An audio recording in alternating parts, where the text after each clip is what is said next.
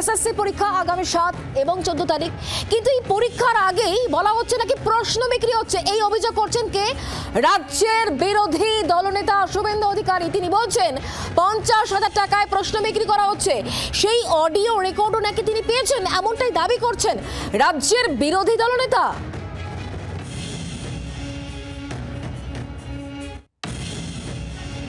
শুভেন্দু অধিকারী তিনি অভিযোগ করছেন আগামী 7 এবং 14 তারিখে যে এসএসসি পরীক্ষার আগে প্রশ্নপত্র বিক্রি হচ্ছে। 50,000 টাকার বিনিময়ে সেই প্রশ্নপত্র বিক্রি করা হচ্ছে, এমনই অভিযোগ তিনি করছেন এবং সেই সংক্রান্ত অডিও রেকর্ডও তিনি পেয়েছেন, এমনটাই দাবি করেছেন রাজ্যের বিরোধী দলনেতা শুভেন্দু অধিকারী।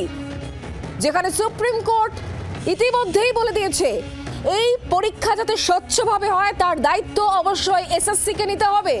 সেই জায়গা থেকে কোনো রকম ভুল ত্রুটি বা অনিয়ম হবে না বলেছেন এসএসসির আইনজীবী কল্যাণ বন্দ্যোপাধ্যায়। আর এরই মধ্যে বড় অভিযোগ করছেন শুভেন্দু অধিকারী। তিনি বলছেন 50,000 টাকায় প্রশ্ন বিক্রি করা হচ্ছে এবং সেই সংক্রান্ত অডিও রেকর্ড নাকি তার কাছে রয়েছে, এমনটাই অভিযোগ করছেন রাজ্যের বিরোধী দলনেতা শুভেন্দু অধিকারী।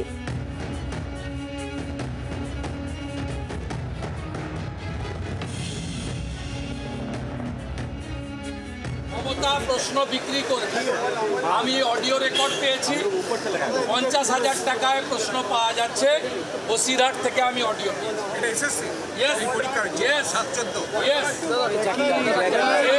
ও জানে ওএমআরে হাত দিতে পারবে না। চোর মমতা প্রশ্ন বিক্রি করবে, তার ভাইপো মাল তুলবে। সুজয় কৃষ্ণ ভদ্ররা ছিল, জীবন সাহারা ছিল, এবার আরো কিছু নতুন এজেন্ট দিয়ে করবে। এই পাপ মমতা মুক্তি বাংলা চাই। আমরা বিষয় নিয়ে আরো জানবো, কথা বলবো। কমলাক্ষ ভট্টাচার্য আমাদের সঙ্গে রয়েছেন প্রতিনিধি টেলিফোন লাইনে। কমলাক্ষ, যে পরীক্ষা হতে চলেছে 7 এবং 14 তারিখ, সেটাতেও কি দুর্নীতির গন্ধ? অন্ততপক্ষে শুভেন্দু অধিকারী তাই তো অভিযোগ করছেন।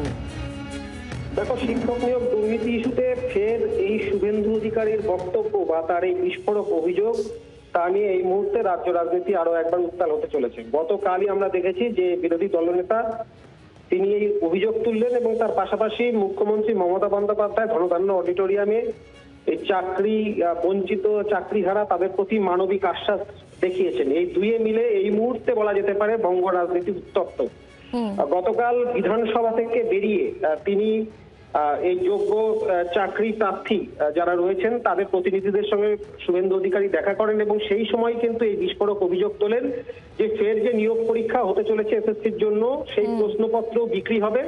তার দাবি সরাসরি এই চক্রে যুক্ত আছেন মুখ্যমন্ত্রী, এমনকি অভিষেক বন্দ্যোপাধ্যায়ের নামও তিনি উল্লেখ করেছেন। তিনি বলেছেন 50,000 টাকায় এই প্রশ্ন বিক্রি হবে, যা আগের বার কালীঘাটের কাকু অর্থাৎ সুজয় কৃষ্ণ ভদ্র এবং জীবন কৃষ্ণেরা তার বলা যাচ্ছে। কমলাক্ষ, ধন্যবাদ আমাদের সঙ্গে টেলিফোন লাইনে থাকার জন্য। আমরা কথা বলবো এই মুহূর্তে বিশ্বজিৎ বাবু আমাদের সঙ্গেই রয়েছেন। বিশ্বজিৎ বাবু, কিভাবে ব্যাখ্যা করবেন মানে যে দুর্নীতিকে কেন্দ্র করে এত কিছু হলো, সুপ্রিম কোর্ট পর্যন্ত পুরো বিষয়টা গড়ালো, আবার যে পরীক্ষাটা হতে চলেছে সেখানেও দুর্নীতি?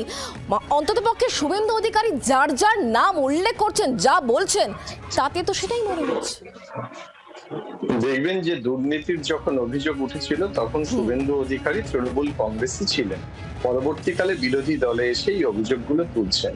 তারপরেও যখন সুপ্রিম কোর্টের নির্দেশে স্কুল সার্ভিস কমিশন 7 এবং 14 তারিখে যে পরীক্ষার আয়োজন করেছে সেখানে যদি কোথাও কোনো গাফিলতি থাকে এবং শুভেন্দু অধিকারী একজন দায়িত্বশীল বিরোধী দলনেতা হিসাবে তার কাছে যদি এই তথ্য প্রমাণ থাকে, তিনি এসএসসি কে জানান, তিনি আদালতকে জানান, পরীক্ষা বন্ধ করে দেওয়া হোক তাহলে।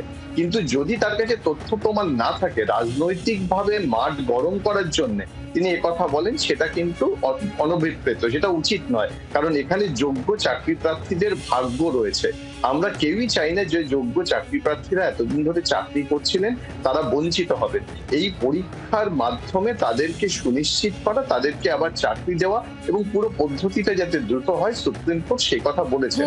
এখন তার কাছে যদি অডিও থেকে থাকে, তার কাছে তথ্য প্রমাণ থাকে, তার তো বিরোধী দলনেতা হিসাবে উচিত একদমই। আমি আসলে সেই জায়গা থেকে আপনার কাছ থেকে জানবো, তবে তার আগে আমরা এই মুহূর্তে টেলিফোন লাইনে যোগাযোগ করতে পেরেছি দেবাংশু ভট্টাচার্য আমাদের সঙ্গে রয়েছেন, তৃণমূল নেতা, টেলিফোন লাইনে। দেবাংশু, কি বলবেন? কারণ শুভেন্দু অধিকারী গতকালই কিন্তু বিধানসভা থেকে বেরিয়ে একটা গুরুতর অভিযোগ করেছেন যে পরীক্ষা হতে চলেছে আগামী 7 এবং 14 তারিখ, সেই পরীক্ষার প্রশ্ন বিক্রি হচ্ছে 50,000 টাকার বিনিময়ে, এমনই গুরুতর অভিযোগ তিনি করছেন। দেখুন, এ তো আগাগোড়াই পান্তা ভাত খেয়ে বিরিয়ানির ঢেকুর তোলে।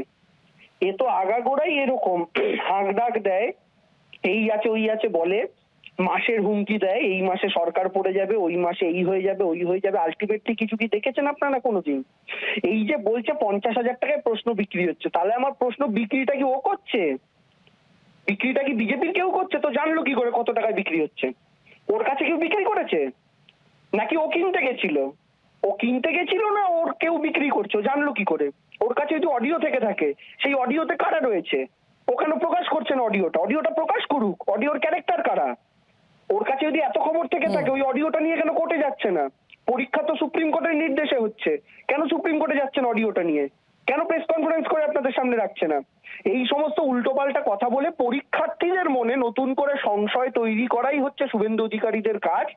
এরা আদালতে গিয়ে গিয়ে এতদিন ধরে নিয়োগ প্রসেসকে আটকেছে, মানুষের চাকরি যেন না হয় সেই ব্যবস্থা করেছে, আর এখন নতুন যারা পরীক্ষা দিতে বসছে তাদের মনে যেন সংশয় তৈরি হয় সেই চেষ্টা করছে।